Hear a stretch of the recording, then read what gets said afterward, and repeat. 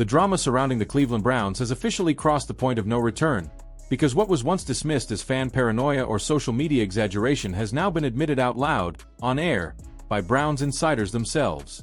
This wasn't whispered in anonymous leaks or hidden behind vague reporting. This was spoken clearly, publicly, and without ambiguity on ESPN Cleveland. The revelation was explosive, not because it suggested dysfunction, but because it confirmed something far worse. There was a deliberate agenda against Shedeur Sanders from the very beginning, and now the people who helped push that agenda are confessing they played a role in it. This moment changes everything. It reframes the entire season, the quarterback carousel, the baffling depth chart decisions, and the months of dismissive narratives about Shedeur's readiness. What fans were told was development strategy was actually obstruction.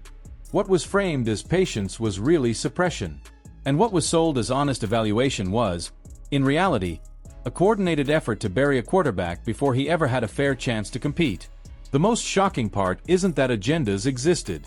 Anyone who has followed professional sports closely understands that politics and preferences can creep into decision-making. The shock is that Browns insiders admitted they knew it, repeated it, and only now are acknowledging how badly they were misled. They openly described how information was fed to them by the organization, how narratives were shaped behind the scenes, and how they accepted it without pushing back. That information painted Shedeur as underdeveloped, unprepared, and incapable, even though the data inside the building said the exact opposite. And that's where this story turns from incompetence into something far more disturbing. The Browns' own internal quarterback tracking data showed Shedeur Sanders outperforming every quarterback on the roster from the moment training camp began. Completion percentage, efficiency, decision-making, accuracy, all of it pointed in one direction. He was the best quarterback in the building. Not subjectively, not emotionally, objectively. The numbers were there, documented, tracked, and undeniable. Yet despite that, Shedeur was buried as fourth string. He was told he would be redshirted. He was effectively erased from the competition before it ever truly started. That is not a scouting miss. That is not a coaching oversight. That is a conscious decision to ignore evidence in favor of preference. When your own metrics identify a player as the top performer and you still sideline him, you are no longer evaluating talent. You are enforcing an agenda.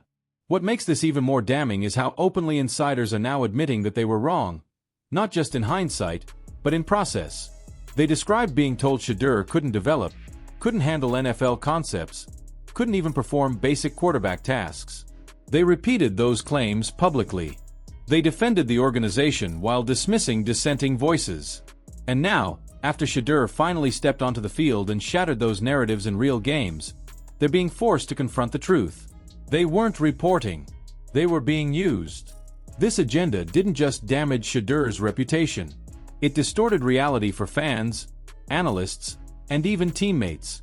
It created a false baseline where his success would always be framed as surprising instead of inevitable. It lowered expectations artificially, so that when he finally played well, it felt like an anomaly rather than confirmation. That's how manipulation works. You poison the well early so the truth feels unbelievable later. The silence from Kevin Stefanski during this period only reinforces the suspicion.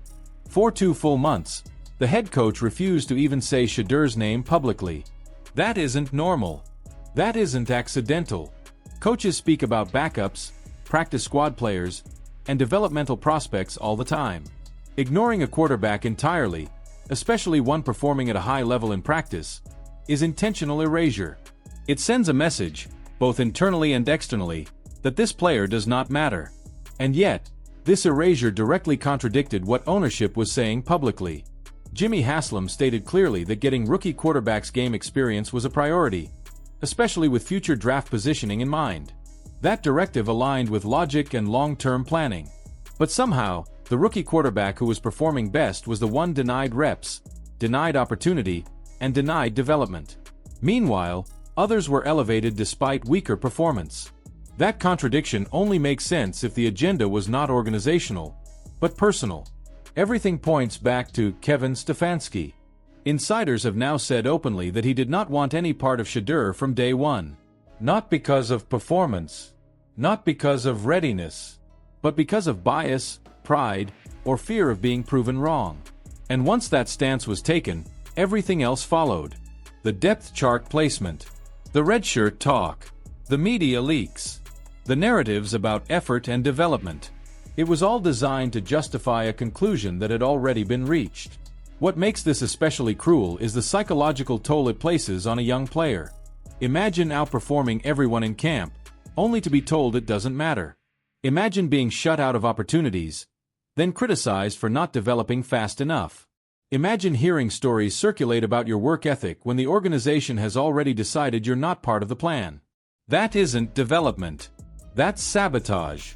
And yet, this story doesn't end in tragedy. It ends in exposure. Because when injuries and circumstances finally forced the Browns to put Shedeur on the field, the truth came rushing out. He didn't look overwhelmed. He didn't look behind. He didn't look like a project. He looked like a franchise quarterback. He threw for 364 yards and 4 touchdowns. He led comeback drives. He commanded the offense. He broke rookie records. He made the lies impossible to maintain. Now the same insiders who once repeated those narratives are walking them back in public. They are admitting agendas existed. They are acknowledging they were fed misinformation. They are confessing they failed to challenge the organization. That kind of admission is rare in sports media, and it speaks to how undeniable Shedeur's performance has been. You can spin potential. You cannot spin results. The most powerful part of this story is how it reflects a broader truth about professional sports. Talent does not always rise immediately. Sometimes it is delayed by politics, ego, and fear. But talent, when real, eventually forces the truth into the open. Shedeur Sanders didn't argue. He didn't campaign. He didn't attack the media. He worked. He waited. And when his moment came, he left no doubt. Now, with elite matchups ahead and the spotlight firmly on him, the pressure has shifted entirely.